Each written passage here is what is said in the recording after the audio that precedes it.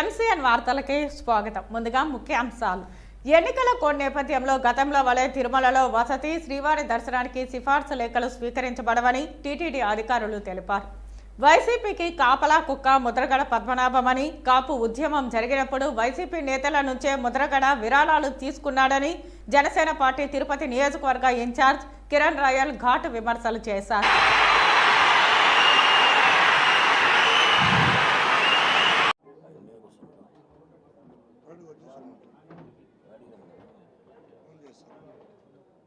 గత కొద్ది రోజులుగా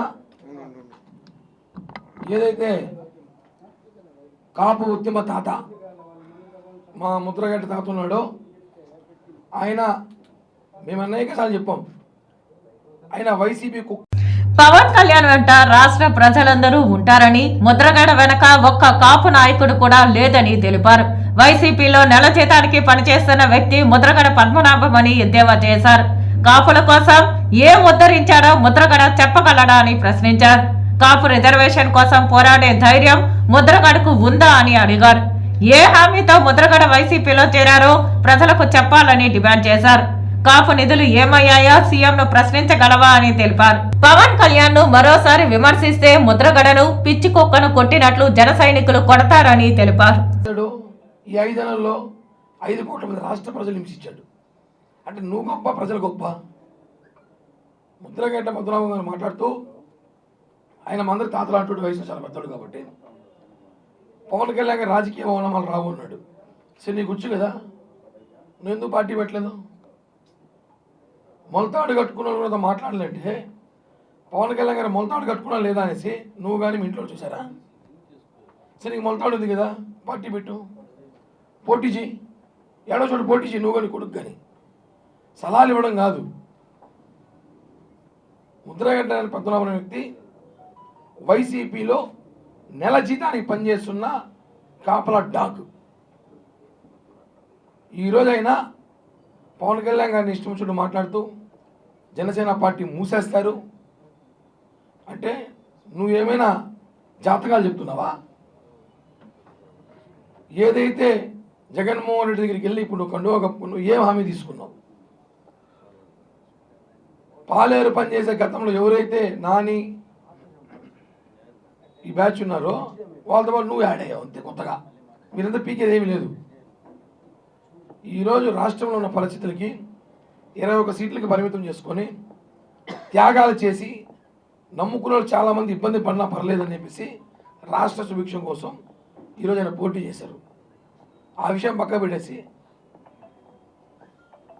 పవన్ కళ్యాణ్ గారు కాపులు ద్రోహి అంటే మీ వెనక ఎంతమంది కాపు నేతలు చెప్పండి, ఒక మీటింగ్ పెట్టండి. నిన్న ఆయన చేరుతూ సెక్యూరిటీ రీజన్ వల్ల ఒకడే వచ్చినాడట. నీ వెనక సెక్యూరిటీ రీజన్ వల్ల పిఠాపురం నుంచి తాడేపల్లికి ఒకడే వచ్చాడంట.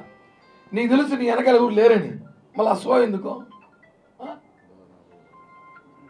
ఒకటే చెప్తున్నాము, ఎర్రామ జోగయ్య ఆ కాపు సంక్షేమ సేన పెట్టాడు. ఏం జరిగింది చూసాం మనందరం. పవన్ కళ్యాణ్ గారిని సైడ్ ట్రాక్ తీసుకెళ్ళి ప్రయత్నించినారు, వర్కౌట్ కాలేదు, ఎత్తేనాడు సంక్షేమ సేన. చూసాం, సేన ఎత్తేనాడు. ఈయన వచ్చినాడు. ఇప్పుడు వీళ్ళు కాపులను ఉద్ధరించింది ఏమీ లేదు. కాపుల కోసం నిజంగా ఉద్ధరించాలంటే పవన్ కళ్యాణ్ గారితో పనిచేసి ఉండాలి వీళ్ళు. పవన్ కళ్యాణ్ గారు చంద్రబాబు గారు 40 సీట్లు తీసుకో, 70 సీట్లు తీసుకో, అదే సలహా ఇప్పుడు జగన్కి ఇవ్వచ్చు కదా. మాకు షేర్ ఇవ్వండి, మా పదవులు ఇవ్వండి, కాపు రిజర్వేషన్ కోసం మీరు పోరాడతారు. ఇప్పుడు ఏమైనా అవన్నీ వదిలేసి మొలతాడు రాజకీయం మాట్లాడతాడు. ఈయన వీళ్ళ కుటుంబ సభ్యులు ఆయన మొలతాడు చూసినట్టు. మీకు ఎందుకు? నీకు మొలతాడు, నీ కొడుకు మొలతాడు ఉంటే ఓ పార్టీ పెట్టు, కాపులంతా నీ పక్కన చేర్చుకో, లేదా కాపుల కోసం ఉద్యమం ఇప్పుడు చూద్దాం. ఆ రోజు జగన్మోహన్ రెడ్డి పంపించిన అన్ని కులాలు మనుషులు అక్కడ పెట్టుకొని నువ్వు కాపుల ఉద్యమం చెప్పి ప్రజల్ని మోసం చేస్తావు. నా కుటుంబం నాశనం చేసి చంద్రబాబు అన్నావు. జగన్మోహన్ రెడ్డి అన్ని కుటుంబాలు నాశనం ఈరోజు. ఇవన్నీ మాట్లాడాలి. ముద్రగడ్డ గారిని చెప్తున్నాం, ఇంకొకసారి కానీ పవన్ కళ్యాణ్ గారిని ఇచ్చినట్టు మాడితే పిచ్చికి ఒక్కడిని కొట్టడు కొడతాం. పవన్ కళ్యాణ్ గారిని ఒక మాట మాట్లాడినా. ఎందుకంటే ఈరోజు రాష్ట్రంలో పరిస్థితి చూస్తున్నాం. కాపులు ఎవరు అయిపోయినారు, బీసీలు ఎవరు అయిపోయినారు అందరూ తెలుసు. మేము ఇంకా హద్దు దాటి మాట్లాడగలం, కొన్ని విషయాలు కూడా మాట్లాడగలం, అవి మాట్లాడగలం బాగోదని చెప్పి ఒకటే హెచ్చరిస్తున్నాం. ఎవరైతే ఈ తాతలు ఉన్నారో ఇద్దరు తాతలు చెప్తున్నాం, మీరు కులానికి పనికొస్తే పని చేయండి, అవసరమైతే ఏదైనా మంచి సలహాలు ఇవ్వండి మాలాంటి యువతకి. అంతేగాని మీరు మమ్మల్ని చెడుదోవలో బట్టి చెడగొట్టి జగన్మోహన్ రెడ్డి ట్రాప్లో మీరు పడినట్టు మనం పడాలని చూస్తే మాత్రం ఒప్పుకునే ప్రసక్తి లేదని చెప్పి కూడా హెచ్చరిస్తున్నాం. రాష్ట్రంలో కాపులు మూడబడిపోయినాయి, కాపులు రావచ్చు రిజర్వేషన్ మూడబడిపోయినాయి. ఇవన్నీ అడుగయ్యా నువ్వు, అది అడిగేసి నువ్వు మాకు సలహాలు ఇస్తావు కళ్యాణ్ గారికి. కాపులు మీరు ఏం చేస్తారు? ఈ 5 ఏళ్లలో కాపులు రావాల్సిన నిధులు ఏమి తీసుకుని తమ్ము నీకు ఉందా? కాపులకి పలానా చేశానని చెప్పి జగన్మోహన్ రెడ్డి ప్రెస్ మీట్ పెట్టించుకెళ్తావా? కనీసం కాపులు రావాల్సిన నిధులు ఏమున్నాయో కాపు అవి ఇచ్చావా? అవన్నీ ఏం చేయలేదే. ఉచిత సలహాలు ఇస్తావు. కాపుల ద్రోహి నువ్వు, కాపుల పేరు చెప్పి జగన్మోహన్ రెడ్డి కాపుల కుక్క నువ్వు నీ కొడుకు.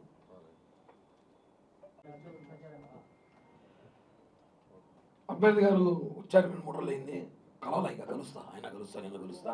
ఇంకా టైం ఉంది కదా, సమయం ఉంది, ఇంకా కలిసి పవన్ కళ్యాణ్ గారితో మాట్లాడాలి. కళ్యాణ్ గారితో మాట్లాడి నిర్ణయం తీసుకుంటాం. ఎందుకంటే ఆయన ప్రకటించారు, ఇంకా ఆయన కలవాలని, ఆయన బిజీగా, నేను బిజీగా ఉన్నా. కలిసాక ఒకసారి మాట్లాడి అధ్యక్షుడు నిర్ణయం తీసుకోని చెప్తాం.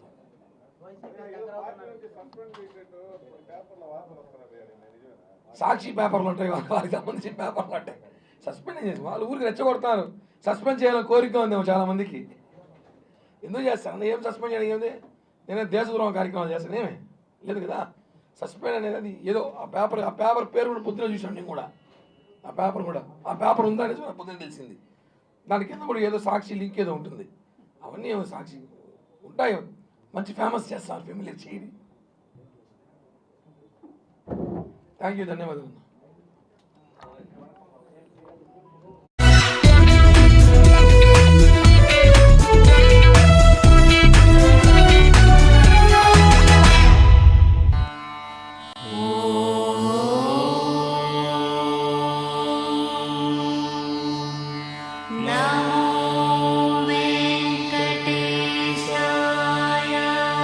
లోక్సభ అసెంబ్లీ ఎన్నికల కోడ్ నేపథ్యంలో టీటీడీ ధర్మకర్తల మండలి నిర్ణయం మేరకు శనివారం నుండి తిరుమలలో వసతి, శ్రీవారి దర్శనానికి సిఫార్సు లేఖలను రద్దు చేస్తున్నట్లు టీటీడీ ఒక ప్రకటనలో తెలిపింది. స్వయంగా వచ్చే ప్రోటోకాల్ ప్రముఖులకు, వారి కుటుంబ సభ్యులకు నిర్దేశించిన విధి విధానాల మేరకు దర్శన వసతి కల్పిస్తారు. ఎన్నికల ప్రక్రియ పూర్తయ్యే వరకు ఏ రకమైన వసతి దర్శనాలు కూడా సిఫార్సు లేఖలు స్వీకరించబడవు. కావున భక్తులు మరియు విఐపీలు ఈ విషయాన్ని గమనించి సహకరించవలసిందిగా టీటీడీ విజ్ఞప్తి చేస్తోంది.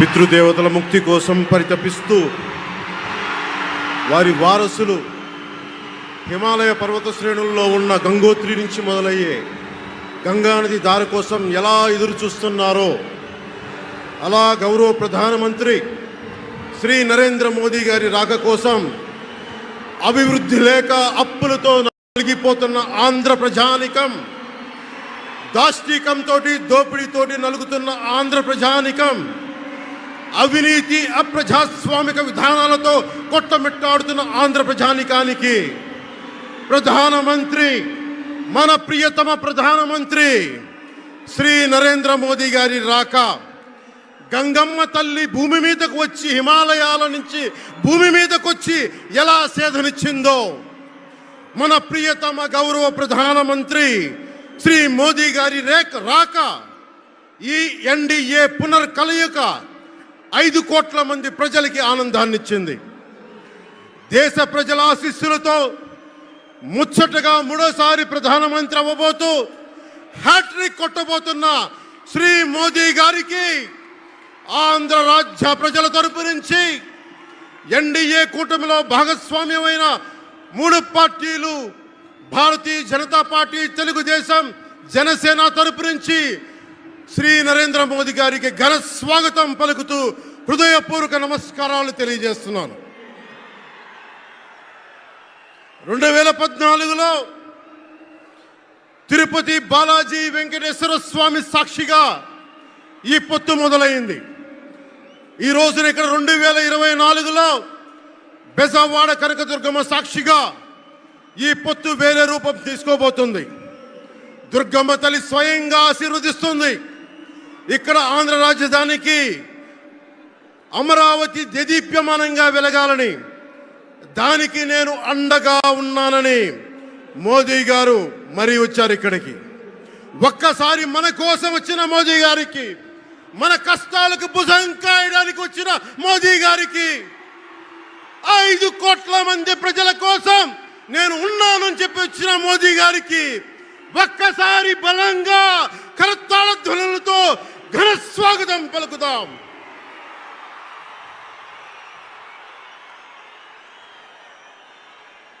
రెండు 2014 తిరుపతి బాలాజీ ఆశీస్సులతో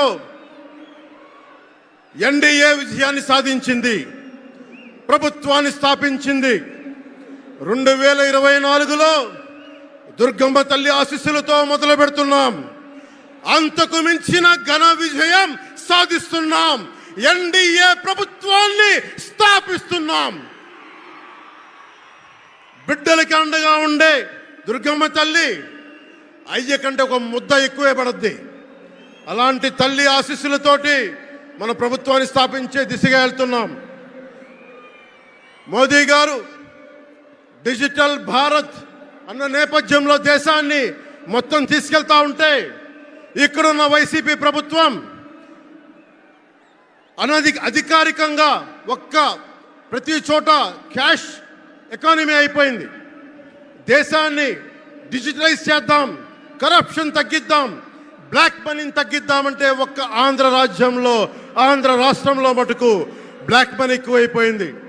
ఉదాహరణకి సారా తీసుకుంటే, ఏరక్ వ్యాపారమే తీసుకుంటే, సంపూర్ణ మద్యపాన నిషేధం అని చెప్పి వచ్చిన వ్యక్తి ఈ రోజున మద్యాన్ని సారా ముఖ్యమంత్రి కాదు, అతను ఒక సారా వ్యాపారి. అతను ఈ రోజున 1,13,580 కోట్ల రూపాయలు 5 సంవత్సరాల్లో అఫీషియల్గా అన్అఫీషియల్గా సేల్ సాధి పెట్టారు. కానీ దాన్ని అండర్ రిపోర్ట్ చేస్తూ 84,050 కోట్ల మటుకు చూపించారని చెప్తా ఉన్నారు. ఈ రోజున కేంద్ర ప్రభుత్వానికి కానీ భారతదేశపు ఎక్స్చెక్కర్కి కానీ 10,000 కోట్ల రూపాయల జిఎస్టీ ఎవేషన్ జరిగింది. అలాగే ఇసుక దోపిడీ, జేపీ వెంచర్స్ పేరు మీద ఆ బినామీలు ఎవరో తెలుసు, ఆ 5 మంది. पवन जरा पुलिस के लोग उनको नीचे उतारिए, नीचे उतारिए उनको। बिजली के तार हैं, आप क्या कर रहे हैं वहां? Please come down.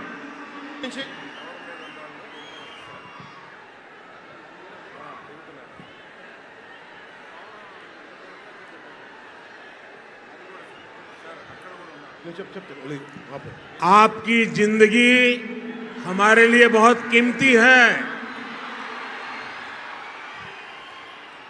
प्लीज नीचे आइए। आप मीडिया वालों ने आपकी फोटो ले ली है, आप नीचे आइए।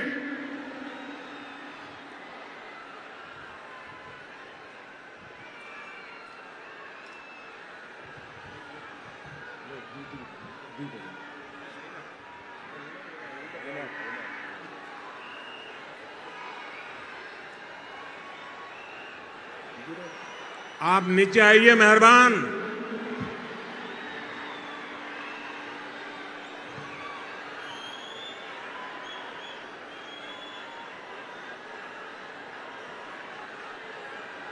यहां जो पुलिस के लोग होंगे, इन सभी टावर पे जरा केयर करें। इसमें बिजली के तार हैं, अगर कुछ गलत हो गया तो हमारे लिए बहुत पीड़ादायक होगा।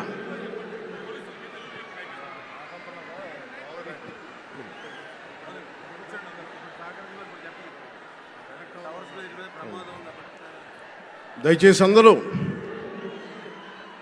ఆ ఎలక్ట్రికల్ లైట్స్ అన్నీ ఉన్నాయి, ఎలక్ట్రికల్ కనెక్షన్స్ ఉన్నాయి. దయచేసి మీ ప్రాణాల మీద ప్రధానమంత్రి గారు ఎప్పుడు ప్రోటోకాల్ బ్రేక్ చేసి మరి మీకోసం వచ్చారు. దయచేసి వాటి మీదకి ఎక్కకండి.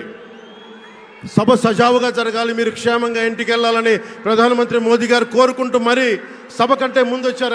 ఆయన మాట్లాడగల సమయం కంటే కూడా ముందు వచ్చారు మీకోసం. దయచేసి బాబు మీరు కూడా దిగిపోయింది అక్కడి నుంచి,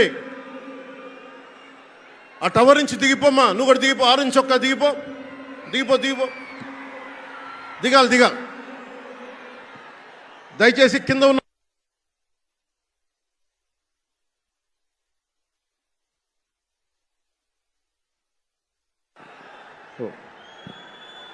చుట్టుపక్కల ఏమైనా టవర్స్ మీద ఎక్కుతాను, దయచేసి డిస్కరేజ్ చేయండి.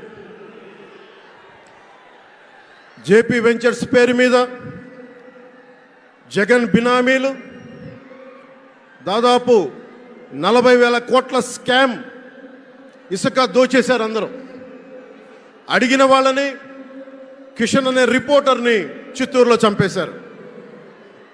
ఇక లా అండ్ ఆర్డర్ దృష్టికి వస్తే ఆంధ్రప్రదేశ్ హైయెస్ట్ గాంజా క్యాపిటల్ అయిపోయింది. New drug capital of India అయిపోయింది ఆంధ్రప్రదేశ్. రాజ్యసభ హోంశాఖ సహాయ మంత్రి శ్రీ అజయ్ కుమార్ మిశ్రా గారు 2019 ఒక ప్రశ్నకి సమాధానంగా 2019-2021లో 30,196 ఆడవాళ్ళు అదృశ్యమయ్యారని చెప్పి స్వయాన రిపోర్ట్ చేశారు. 7,918 మంది 18 ఏళ్లలోపు యువతులు, 22,278 మంది 18 ఏళ్ల దాటిన యువతులు. దీనికి ఒక్క స్పందన లేదు ఈ ప్రభుత్వం నుంచి. ఒకవైపు ఆత్మనిర్భర్ భారత్గా, సెల్ఫ్ రిలయంట్ భారత్గా ఎక్కడి నుంచో విదేశాల నుంచి వచ్చిన సంస్థలు భారతదేశానికి వస్తుంటే ఆంధ్రప్రదేశ్కి రావాల్సిన సంస్థలు పారిపోతూ ఉన్నాయి. 2,200 కోట్ల పెట్టుబడితో సంస్థ హైదరాబాద్ తరలిపోయింది. Amar Raja, Franklin Templeton, Reliance electric unit ఇవన్నీ ఈరోజు వెళ్ళిపోయినాయి ఆంధ్రప్రదేశ్ నుంచి. పారిశ్రామిక ప్రగతి ఒకప్పుడు 2019లో 10.24% ఉండగా ఈ రోజున -3.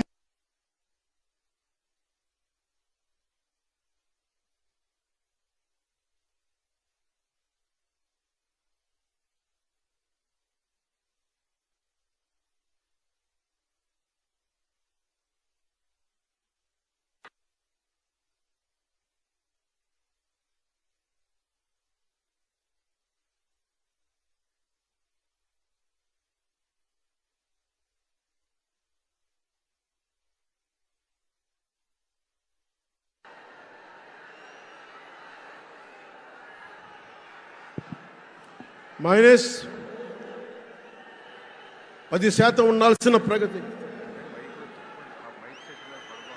దయచేసి మీరు అందరూ మైక్ సెట్ మీద పడకుండా దూరంగా వెళ్ళండి. అందరూ దయచేసి మీ ఉత్సాహం రాష్ట్రం వైపు చూపించండి, దేశం వైపు చూపించండి. మైక్ సెట్ మీద పడితే మనకి మాట్లాడటానికి ప్రధానమంత్రి గారు విలువైన మెసేజ్ ఇస్తారు. దానికోసం మైక్ మీద పడకుండా, కన్సోల్ మీద పడకుండా దయచేసి అందరూ అక్కడున్న యువకులు అందరూ దయచేసి ఒత్తిడి చేయకుండా వెనక్కి వెళ్ళండి. ఆంధ్రప్రదేశ్ నెగిటివ్ గ్రోత్ పోతా ఉంది. మా మీద తెలుసు, వైజాగ్లో ఇన్సిడెంట్లు కానీ ప్రతిపక్ష నాయకుల మీద ఎలాంటి దాడులు చేశారో, బీజేపీ కార్యకర్తల్ని పొట్టల్లో కత్తులు గుచ్చి పేగులు బయటికి తీశారు వైసీపీ నాయకులు. వైఎస్ వివేకానంద రెడ్డి గారిని మర్డర్ చేయించిన ప్రభుత్వం ఇది. సిబిఎన్ గారిని ఇబ్బంది పెట్టిన ప్రభుత్వం అరెస్ట్ చేసి నన్ను స్వయాన అనేక పర్యాయాలు అడ్డుకున్న ప్రభుత్వం ఇది. ఈ ప్రభుత్వం పోవాలి.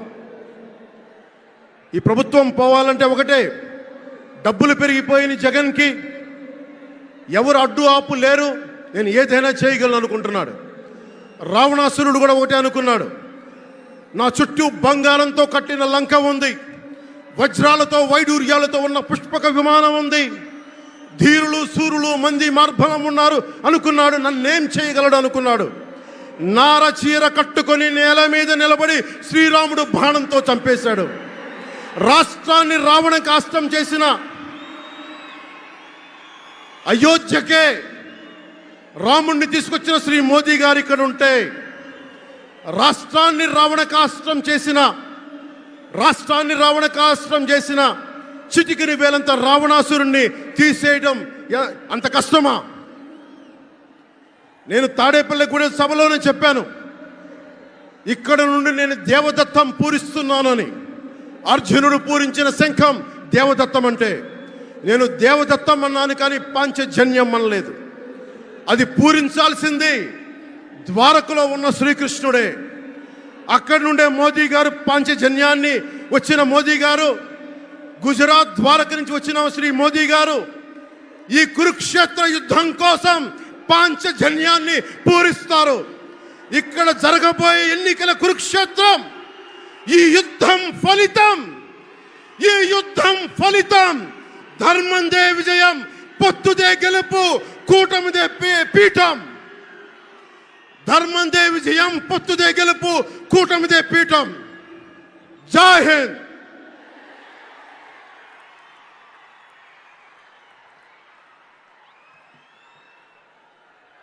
దయచేసి అందరూ కూడా కొంచెం సమయం